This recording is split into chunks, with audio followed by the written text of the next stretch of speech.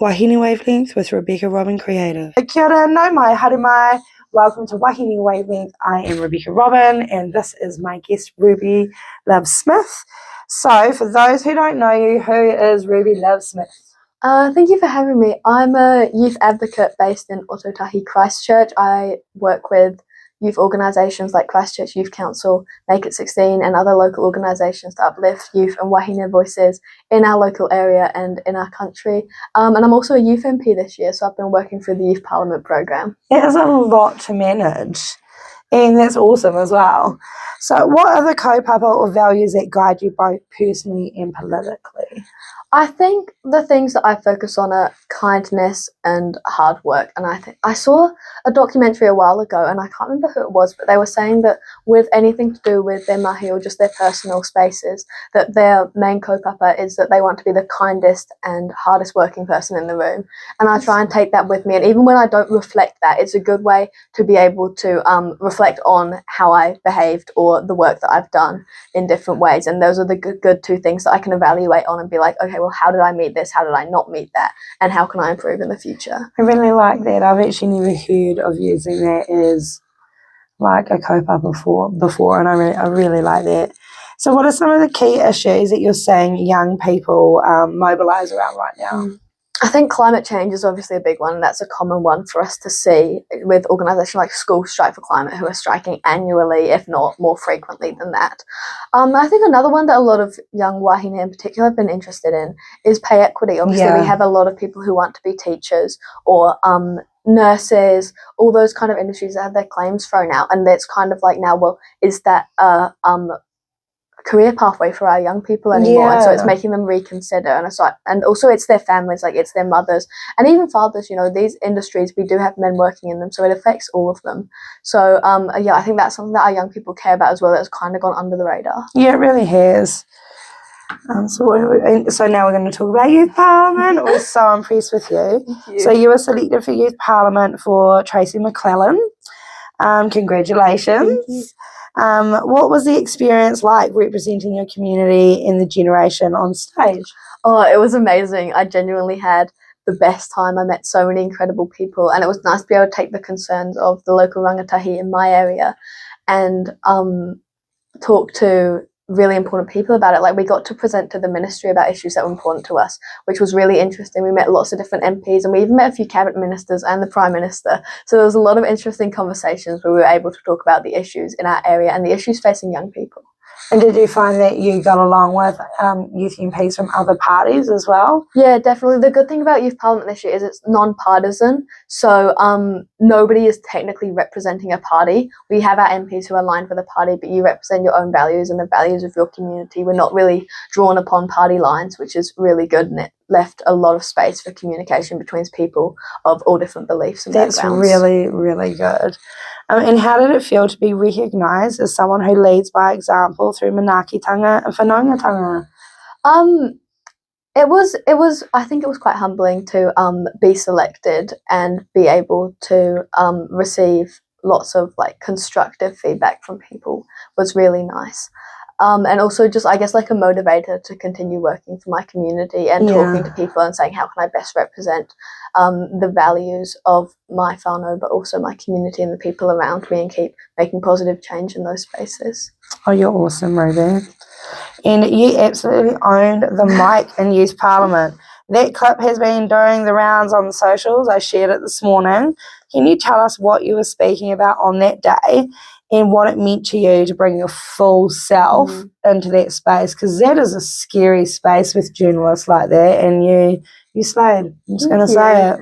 Definitely. So we were talking about censorship. So the Ministry of Youth Development, or the correspondence that come from the Ministry of Youth Development, we don't know what the original source or who made the order for this to happen, but they were editing the speeches of our youth MPs, making suggestions to their speeches, but it wasn't clarified that these suggestions had to be followed. It was implied that if you did not follow these changes, then you would be stopped during your speech, or you wouldn't be allowed to do one. And that was shown in the headline of the email that said changes required, not changes suggested. So our youth MPs were, in the opinion of myself and my colleagues at Make It 16, being censored, and they weren't able to bring their authentic voices. And so we wanted to try and get ahead of that as soon as possible, so our youth MPs did feel okay talking about their true voices and their true feelings on issues. So we did that press conference as soon as possible to kind of let everyone know that this was happening and make sure our youth MPs felt comfortable to say how they really felt and how their communities really felt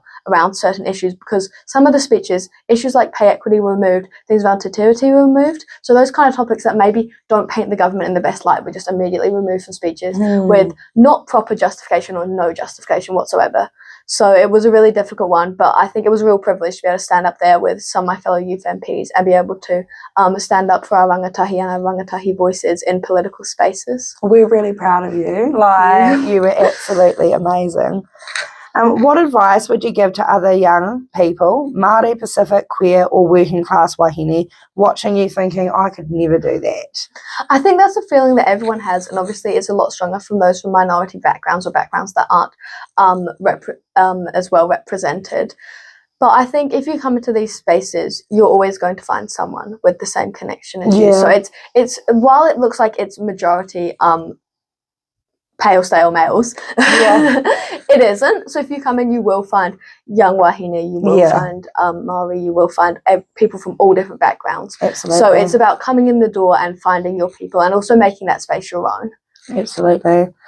So Women's Council and Feminist Leadership, as part of the Labour Women's Council executive, how do you help make politics more inclusive and intersectional for our wahine and gender diverse people? So I can't speak on behalf of the sector, but as myself as an individual, I recently organised a Zoom between our Labour sector in New Zealand and our Labour sector in the UK. Yes. And so we had some councillors from the UK come and talk to us. And I think that was a really inspiring conversation because we were able to get a lot of people through the door because everyone wants to talk to the people from the UK and make that connection. And then from there, our councillors were able to inspire people in Aotearoa to put their hand up to run for local government, even if it's not this time because we were a bit late to it. In 3 years' time, we'll be doing it again and hopefully we can get even more wahine candidates. Absolutely. And I think that's a really inspiring way to contribute. And what does feminist leadership look like to you in practice, not just in theory? I think there's a lot of misinformation around this and a lot of people who are like, oh, well, it's just promoting women and giving women extra space, and putting women in positions just because they're women. And I don't think that's true at all. No. And I think it's about creating places where women are able to come into the important conversations. So if we look at debates like tax, often those get very loud and very male dominated because it's a loud, aggressive environment. And so we need to tone that back and make those conversations structured and moderated so that our wahine feel comfortable going in and talking about an issue that affects them just as much as it affects any male in that area. Absolutely. Great answers. And how do we keep holding space for rangatahi, Māori, queer voices and disabled youth in political decision making? I think it's about creating safe spaces before people even come to the door. So there's so many different accommodations that we make for different people, and I think it's making sure that that's already there, that's already considered and thought about before people even come in, because people are less likely to come in the door and join in when they can see that they're not that their specific needs aren't currently accommodated for. Absolutely. So if we can accommodate for these things before we have to, then people will see that and feel welcomed in and join in. Even when they're looking into something, they'll be able to say, oh, well, I can see that they've already catered for this, so I won't feel like I'm imposing when I come into that space. Brilliant. It's a really good idea. And looking forward, what gives you hope about the future of Aotearoa's political landscape? I think it's our rangatahi. I mean, at Youth Parliament, I was able to meet so many incredible young people doing incredible things all across Aotearoa. So, to be able to take that and see, well, if these are our future leaders, then we have nothing to be worried about when they're already creating such amazing change. I look at you guys and I look at my kids and I think, you guys are going to stop war. And it makes me want to cry. And I'm like, all the kids I work with in Young Labour, I'm like, oh, I get that's what gives me hope for the future too, you guys. So if you could wave a magic wand and change one thing about how politics operates in Aotearoa, what would that be? I would like to see Te Tiriti ingrained in every part of political spaces, and that's just to be recognised and not polarised. That shouldn't be subjective, regardless of what side of the house you come from, where your ideology is. That should be something that everybody is working towards, and that should be ingrained in all of the mahi that we do. Oh, brilliant, Ruby. And finally, what is next for Ruby Love Smith? What are you dreaming of being right now? I'm not sure really. I think I don't want to like put it in a box and say like this is the job that I want to do, but I think I'd like to continue working in spaces where I can advocate for my community to create positive change for wāhine and rangatahi. So anything in that kind of area is what I'm interested in. I guess it's more just seeing where my current mahi takes me. Would you consider maybe running for council or something in the next 3 years when you're a little bit older, or parliament even? I think it's something I would consider, but like I say, I'm trying not to kind of say, well, I want to go for an elected position, or I want to do this. You just want to help your community. My priority is helping my community, and there's so many different ways I can do that, and not all of them include running for public office. Totally understand that. What is your favourite protest or protest chant? Oh, that's a hard one. Is it bad if I say all of them? I think like the right to protest through democracy is so important. It's a right that we're seeing be stripped away in a lot of countries. Yeah, and so I'm grateful to be in New Zealand and be able to protest. Definitely. And so to see that, it's kind of like you say, we are very lucky. And so I think any opportunity we get to exercise our democratic right is a privilege. Yes, I agree. And what's the song that gets you in your power zone at the moment? Oh, I've been listening to a lot of Stormzy. So I'd probably say Stormzy at the minute. Anything from him is, textbook or lived experience? I think a combination of both is good, but if I had to prioritise one, I'd prioritise lived experience. Okay. Most iconic political moment you've witnessed in real life?